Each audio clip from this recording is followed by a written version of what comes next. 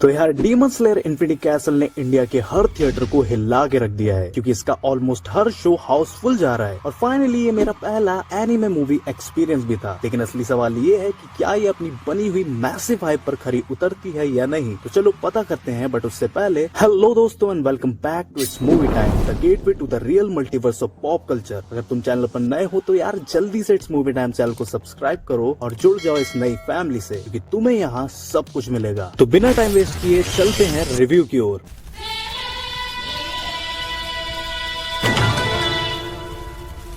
सबसे पहले बात कर लेते हैं कि इन्होंने जो डीमन स्लेयर सीजन 4 के फाइनल एपिसोड में जो क्लिफ हैंगर, जो हाइप, जो सस्पेंस क्रिएट किया था कि अब क्या होगा। मुजान किबुसुजी ने सभी डीमन स्लेयर्स के साथ हाशिराज को भी डीमन के डायमेंशन यानी इन्फिनिटी कैसल में भेज दिया है। तो ये इतने सारे डीमन से आखिर कैसे लड़ेंगे। और हम ज़ेनित्सु को कैसे भूल सकते हैं भाई, उस बंदे को पता नहीं क्या हुआ था, वो इतना सीरियस था, वो भी जागते हुए। तो क्या इनके क्रिएटर्स इस हाइप को इन्फिनिटी कैसल में डिलीवर कर पाए? तो जवाब है हाँ बिल्कुल, वो भी एकदम एपिक तरीके से। मतलब मजा आ गया। मूवी के स्टार्ट होते ही इंटेंस बैटल देखने को मिलती है, साथ ही सभी के खतरनाक अटैक, चाहे वो गेओ में हो, शिनोबू हो, सानेमी हो, इनोसुके हो, ग्यू हो, तांजीरो हो या फिर ज़ेनित्सु। भाई इस बंदे ने तो जो किया वो देख के आप शॉक और इमोशनल होने वाले हो, क्योंकि आपको पता चलेगा कि आखिर क्यों ये इतना सीरियस था। जिसके साथ हमें थोड़ी सी कॉमेडी भी देखने को मिलती है, जिसे देख के मैं सरप्राइज हो गया था, क्योंकि इतने सीरियस माहौल के बाद भी इसकी कॉमेडी परफेक्टली स्टोरी के साथ ब्लेंड हो रही थी। वहीं अगर बात करूं इसके एक्शन की, तो भाई साहब क्या बवाल एक्शन था। और बड़ी स्क्रीन पे तो एक अलग ही वाइब आ रही थी, स्पेशली जब सभी डीमन स्लेयर्स और हाशिराज डीमन से लड़ रहे थे। स्क्रीन पर बस ब्यूटीफुल कलर ही नजर आ रहे थे, जो कि विजुअली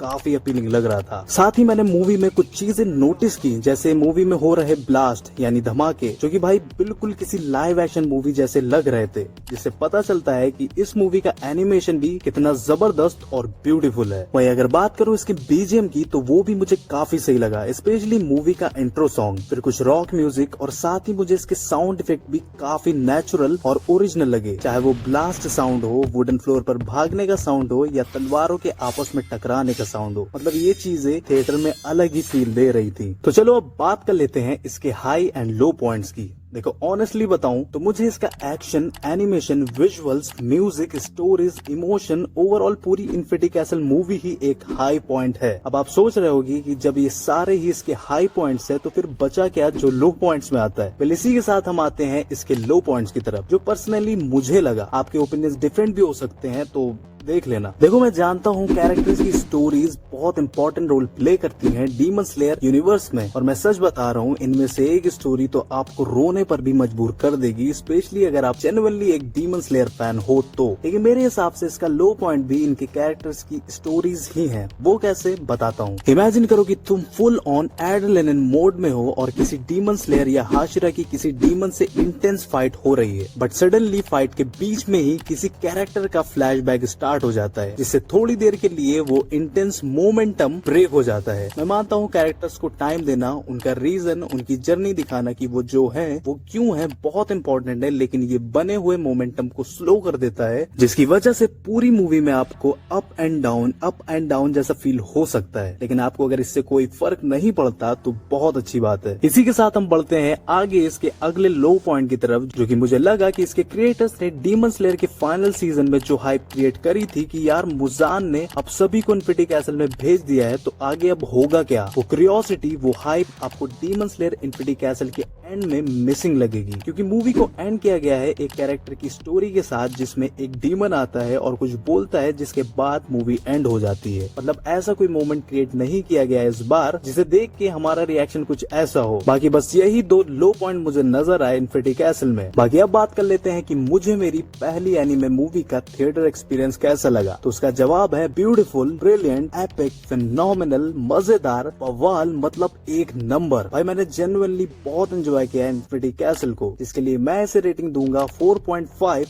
आउट ऑफ 5। और यकीन मानो अगर तुमने डीमन स्लेयर इन्फिनिटी कैसल को थिएटर में नहीं देखा तो समझ लो तुमने एक अलग ही लेवल का एक्सपीरियंस मिस कर दिया है। बाकी ये था मेरा review demon slayer infinity castle का। वीडियो अच्छा लगा तो इसे लाइक करो, दोस्तों के साथ शेयर करो और इट्स मूवी टाइम चैनल को सब्सक्राइब करो। अगर already infinity infinity castle movie देख चुके हो तो तुम्हें बेस्ट फाइट और स्टोरी के साथ इसकी एंडिंग कैसी लगी मुझे कमेंट्स में बताना मत भूलना। अब बस वेट करते हैं इसके अगले पार्ट का जो कि 2027 में आएगा। बाकी बहुत जल्द मिलते हैं नेक्स्ट वीडियो में। 26 में तो दुनिया खत्म है।